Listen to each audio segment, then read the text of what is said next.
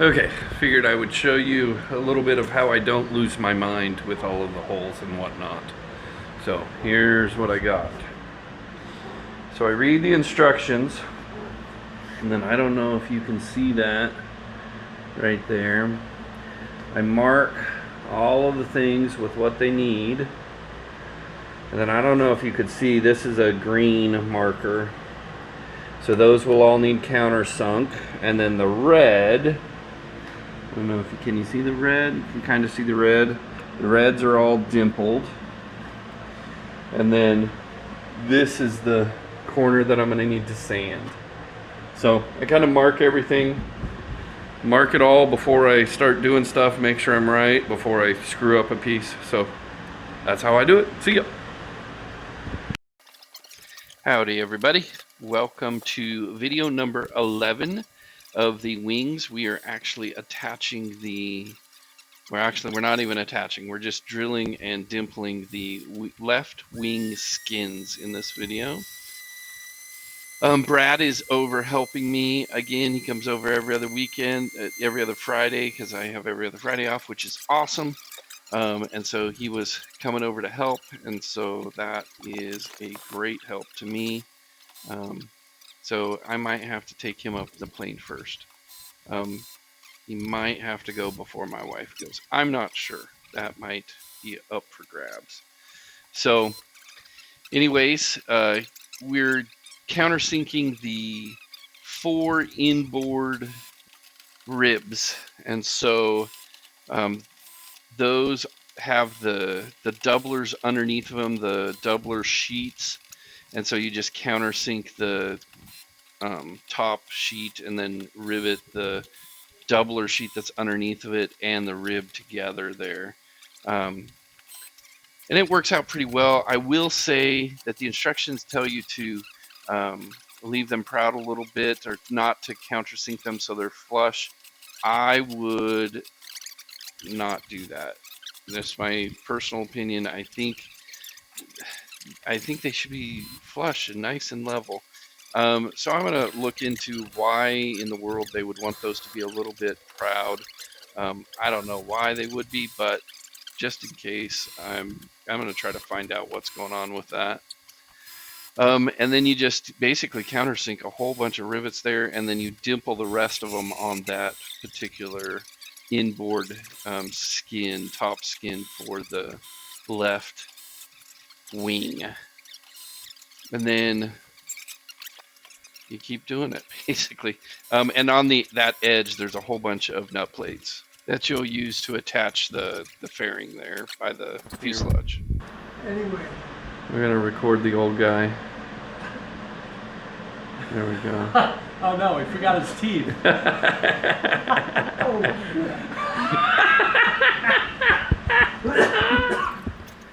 Okay, that was a General Locker.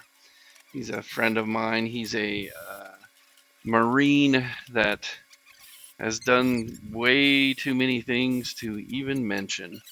But he's a great guy. He's getting old, but he's still a hoot. So he came over and visited with us for a little bit, and it was awesome. But talk about a cool guy that has done some things that you probably don't want to know about. So he's pretty awesome. So we just continue on countersinking this. While I'm doing that, I will tell you a joke. So how do you make a robot angry? You keep pushing his buttons. Oh man. Okay, one more. So I told a bad chemistry joke once. I got no reaction.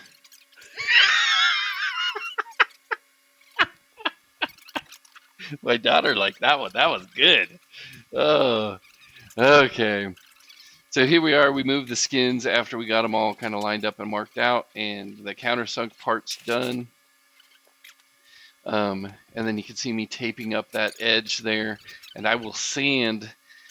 This is different than the RV-10. If you watch the Plane Lady and some other ones when they're doing the RV-10, They sand the entire edge of that so they match up and they're nice and even. The instructions for the RV-14 just have you do the corner of the inboard skin on one side and the opposite side on the outboard skin in the same location. Oh, and here's my what is it, the sanding wheel, the sanding disc there. It's pretty cool. So here's an image of that. So you have it. It's only $11. I highly recommend them. And then I got that little instead of the air die grinder, it's a one you can plug in because my air compressor doesn't have enough air in it to make my air die grinder last for very long. But you basically sand down that corner on one and on the other one, and then you use your I forget what the tool is called. I'll put an image of it here too for you. That bends the end of the material down on the front of the skins, and then also on the side that will be sitting on top of the inboard skin on the outboard skin, if that makes any sense. So I'll try to maybe show you a picture of that being a little bit more clear as mud anyway. But that little die grinder makes the skins really easy to do, so it's kind of nice.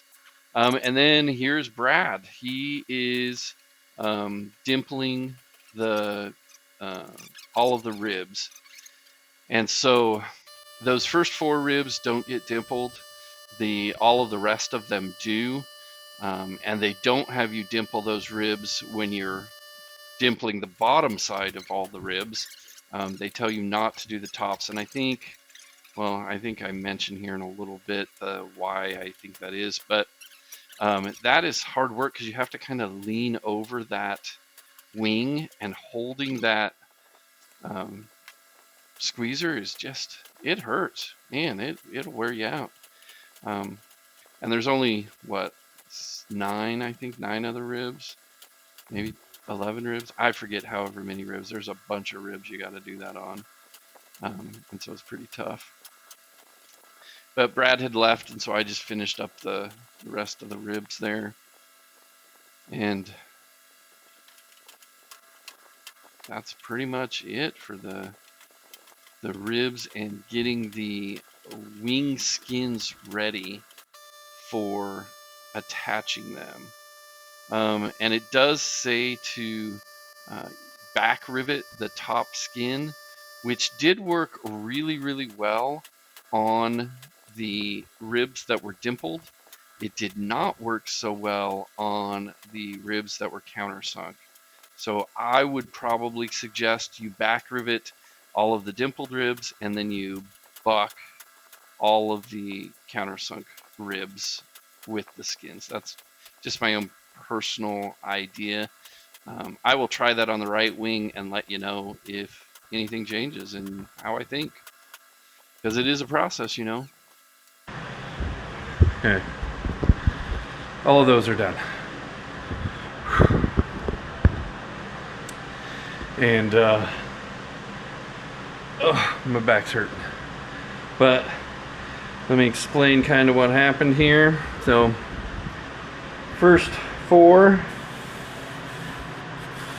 of these guys, they do not get dimpled because they are countersunk on the skin. So they're countersunk on the skin. The rest of them all get dimpled.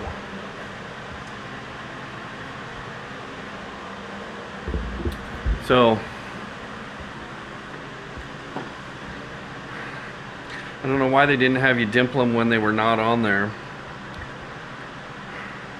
I don't know.